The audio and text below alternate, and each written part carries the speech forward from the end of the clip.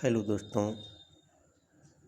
आज हम लोग पीजीटी इंटरव्यू की तैयारी के संदर्भ में जो लेक्चर सीरीज चल रही थी उसमें आज कुछ थियोरेटिकल डिफिनीशन और रिजल्ट पे चर्चा करेंगे। सबसे पहले रिलेशन शुरू करते हैं। रिलेशन की क्या डिफिनीशन होती है?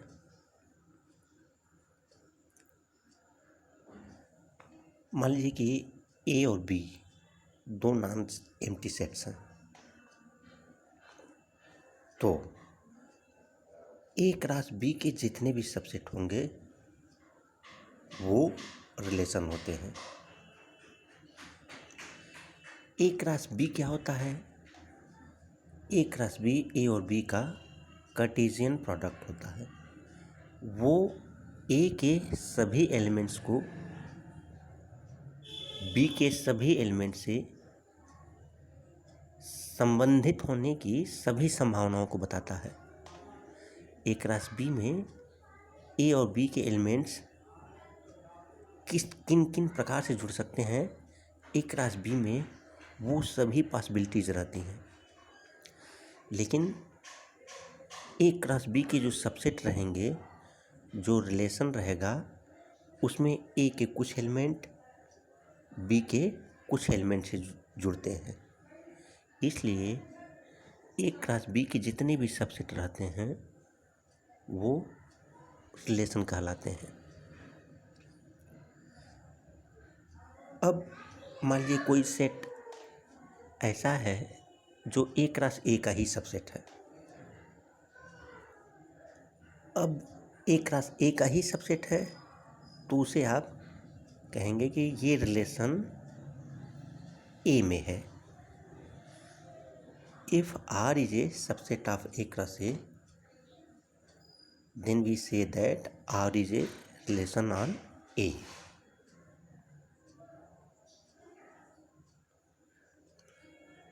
और अगर R subset of A cross B रहेगा तब कहेंगे कि R is a relation from A to B.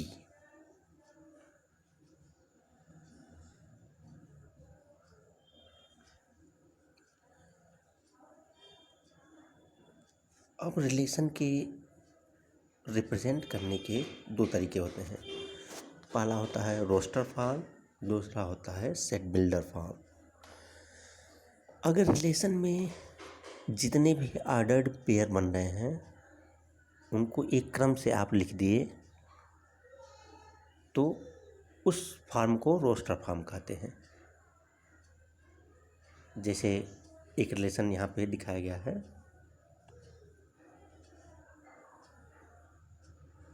-1, -2, 1, 1, 2, 4, -3, 9, 3, 9। अगर इस तरह से सभी ऑर्डर्ड पेयर को आप अलग अलग लिखेंगे तो ये फॉर्म होता है रोस्टर फॉर्म। दूसरा रूप होता है सेट बिल्डर फॉर्म। उसमें आपको इस तरह से ऑर्डर्ड पेयर को नहीं लिखना है, बल्कि उस ऑर्डर्ड पेयर में क्या खासियत है, उस रिलेशन में जितने भी ऑर्डर्ड पेयर हैं उनमें जो खासियत है उस रूप में रिलेशन को अभिव्यक्त करते हैं। जैसे -1, 1 है तो इसमें क्या खासियत दिखाई दे रही है? -1, 1 का स्क्वायर क्या होता है? 1 होता है। -2, 4 में क्या खासियत है? -2 का स्क्वायर 4 होता है। इसी तरह से 1, 1 है तो 1 का स्क्वायर 1 होता है। 2, 4 है तो 2 का स्क्वायर 4 होता है।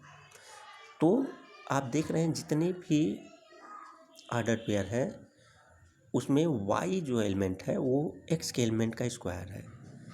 तो इसे आप अगर सेट बिल्डर फॉर्म में लिखेंगे तो किस प्रकार से लिखेंगे?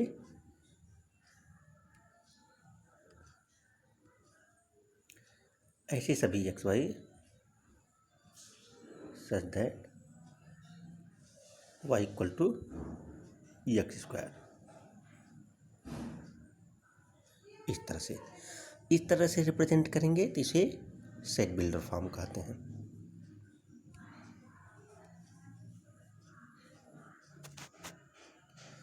अब पूछा जाता है कि डोमेन क्या होता है, किसी रिलेशन का डोमेन क्या होता है, कोडोमेन क्या होता है, रेंज क्या होता है। तो डोमेन जैसे आर अगर ए को बी में ले जा रहा है तो रिलेशन में ऐसा नहीं है कि ए के सभी एलिमेंट बी में जा रहे हैं। फंक्शन की डिफिनीशन आप जो पढ़ते हैं उसमें ए के सभी एलिमेंट बी में जाते हैं, लेकिन रिलेशन में ऐसा नहीं रहता है। तो ए के जो एलिमेंट बी में जा रहे हैं, जिनका इमेज जो है बी में प्राप्त हो रहा है, ए के ऐसे एलिमेंट क्या कहलाएंगे, उनका जो कलेक्शन रहेगा वो कहलाएगा डोमेन। और जो बी है, आर ए सी बी में एक रिलेशन था, तो जो बी रहता है वो कहलाता है कोडोमेन। और रेंज क्या होता है, ए के एलिमेंट बी में गए तो ए के जो एलिमेंट बी में जाके इमेज जिनका मिल रहा है, तो बी के जिन एलिमेंट से वो जुड़ रहे हैं उन सभी एलिमेंट्स को मिला के अगर सेट बना दें तो वो कहलाता है रेंज। जैसे मान लीजिए कि कोई रिलेशन है, उसमें A1 B1, A2 B2, A3 B3, A4 B4 इस तरह से मान लीजिए कि रिलेशन बन रहा है। तो जितने भी एलिमेंट बाएं तरफ हैं,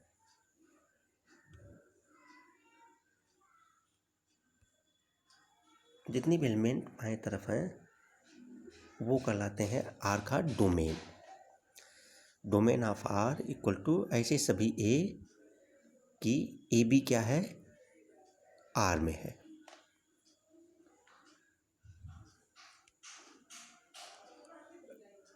रेंज क्या होता है, ऐसे सभी B such that A B R में है। अब कोडोमेन क्या होगा, कोडोमेन ए से बी में जा रहा है रिलेशन, तो पूरा का पूरा बी क्या कहलाता है, कोडोमेन कहलाता है। जैसे इस बात को देखें,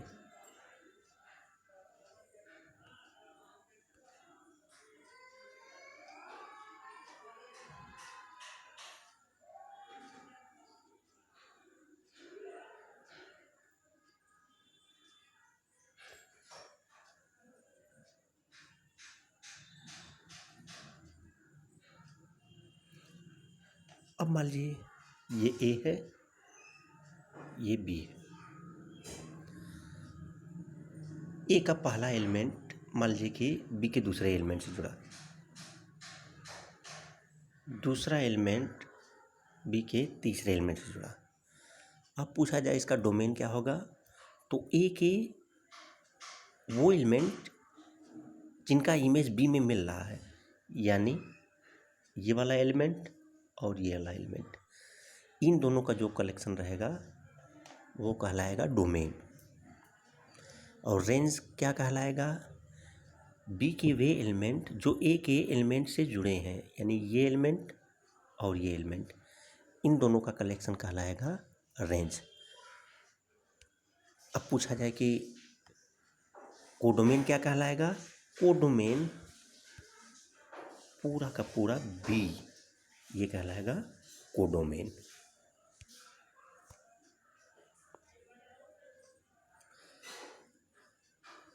अब चूंकि हम लोग जानते हैं कि एक रास ए के जितने भी सबसेट रहेंगे वो कोई न कोई रिलेशन देंगे।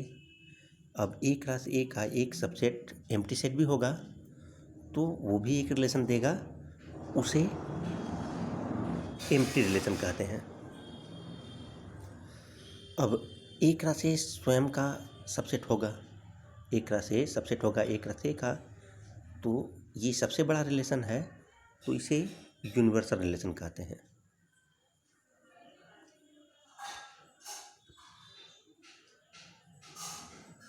अगर कोई एलिमेंट कोई रिलेशन इस तरह से है कि आई ए बराबर है, कोई रिलेशन इस तरह से डिफाइन है कि उसमें A A B B C C D D इस तरह से एलिमेंट हैं, तो इस तरह के रिलेशन को आइडेंटिटी रिलेशन कहते हैं। जैसे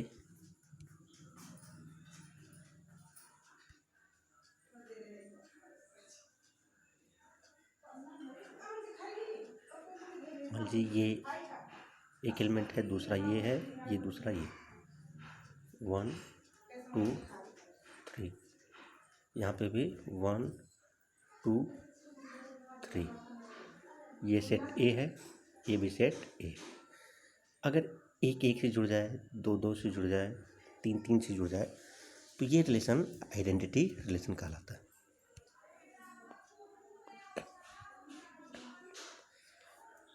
रिफ्लेक्सिव रिलेशन, अगर किसी रिलेशन में ऐसा होता है कि उसके मान लीजिए आर ए से ए में कोई रिलेशन है, अब ए के जितने भी एलिमेंट हैं अगर वो स्वयं से संबंधित रहेंगे तो ऐसे रिलेशन को क्या कहेंगे? Reflexive relation. अगर कोई रिलेशन आर ए से ए में है और उसके सभी एलिमेंट कैपिटल ए के सभी एलिमेंट स्वयं से संबंधित हैं तो ऐसे रिलेशन को रिफ्लेक्सिव रिलेशन कहा जाता है। एक क्वेश्चन अब बनता है कि पूछा जाता है कि आइडेंटिटी रिलेशन और रिफ्लेक्सिव रिलेशन में क्या अंतर है। देखिए, आइडेंटिटी रिलेशन में क्या होता है कि रिलेशन में जितने भी एलिमेंट रहेंगे वो केवल स्वयं से संबंधित रहते हैं, और रिफ्लेक्सिव में क्या होता है कि वो स्वयं से तो संबंधित रहेंगे ही, वो दूसरे से भी संबंधित हो सकते हैं। ये डिफरेंस है। आइडेंटिटी रिलेशन में केवल स्वयं से ही संबंधित रहेंगे, रिफ्लेक्सिव रिलेशन में स्वयं से तो संबंधित रहेंगे ही, अन्य एलिमेंट से भी वो संबंधित हो सकते हैं। यही बेसिक डिफरेंस है।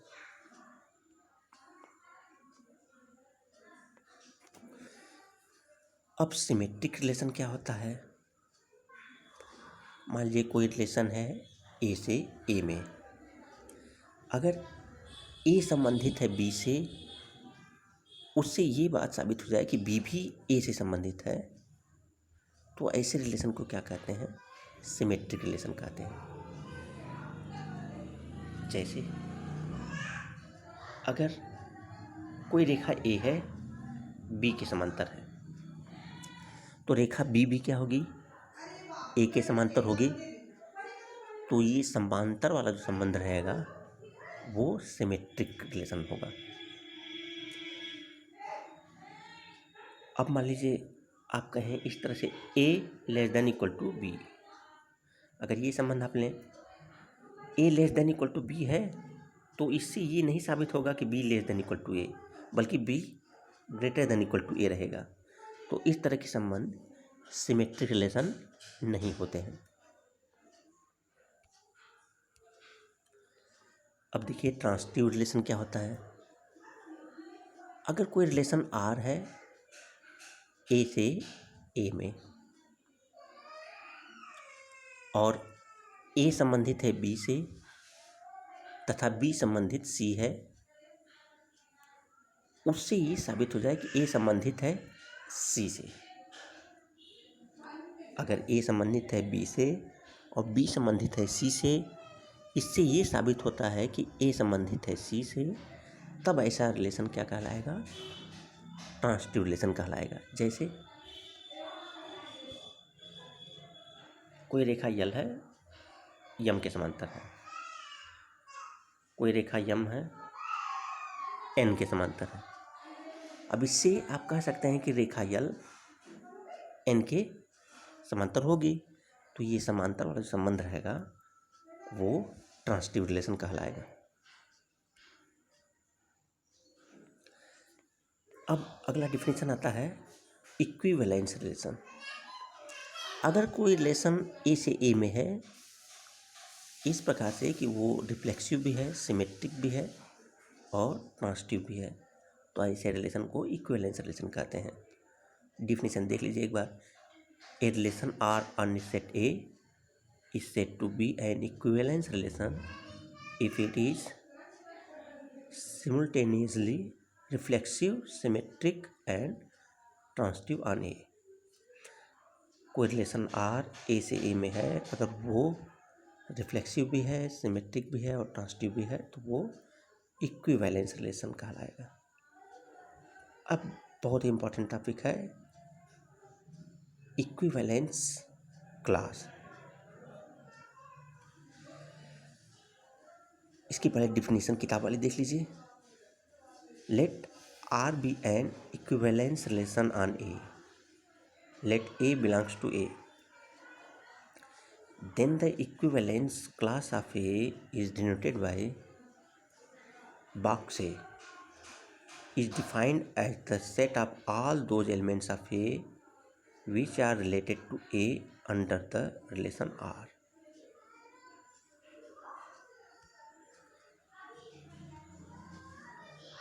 कोई रिलेशन R है जो इक्विवेलेंस रिलेशन है, यानी कि वो रिफ्लेक्सिव भी है, सिमेट्रिक भी है, ट्रांजिटिव भी है, तो ऐसे सभी अक्ष जो कि संबंधित हैं ए से, ऐसे सभी अक्ष जो कि संबंधित हैं ए से, उन्हें ही कहा जाता है ए का इक्विवेलेंस क्लास।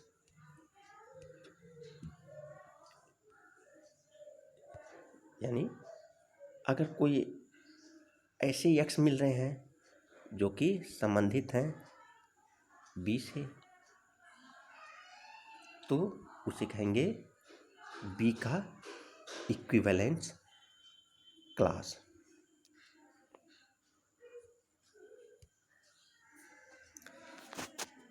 अब देखिए इस किताब में एक चीज़ नहीं दिया है, जो इक्विवेलेंस क्लास होता है, मान लीजिए कि आर एक इक्विवेलेंस रिलेशन है ए में, आर एक इक्विवेलेंस रिलेशन है ए में, इसका मतलब क्या हुआ कि आर इक्विवेलेंस रिलेशन इस प्रकार से है जो ए को ए में ले जा रहा है। अब इसमें जितने भी इक्विवेलेंस क्लास होंगे वो डिसजॉइंट होते हैं। मान लीजिए कि एक इक्विवेलेंस क्लास है ए, एक इक्विवेलेंस क्लास है बी, ये दोनों डिसजॉइंट रहते हैं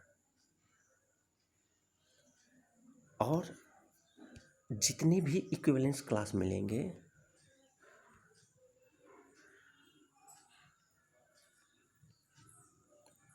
उनका आप अगर